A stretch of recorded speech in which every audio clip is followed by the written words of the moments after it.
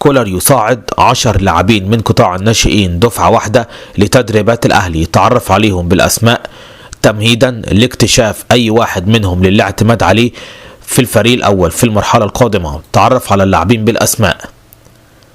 استقر كولر على تصعيد 10 لاعبين من قطاع الناشئين هيكون ليهم دور مع الأهلي في المباريات الودية القادمة والتدريبات.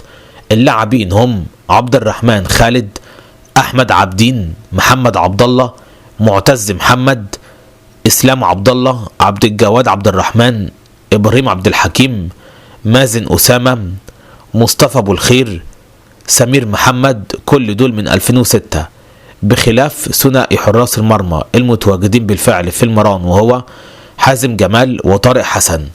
اللعيبه دي هيكون منهم نجوم وهتشوفوا بعد كده زي محمد عبد الله ومعتز محمد. افتكروا الاسمين دول كويس جدا.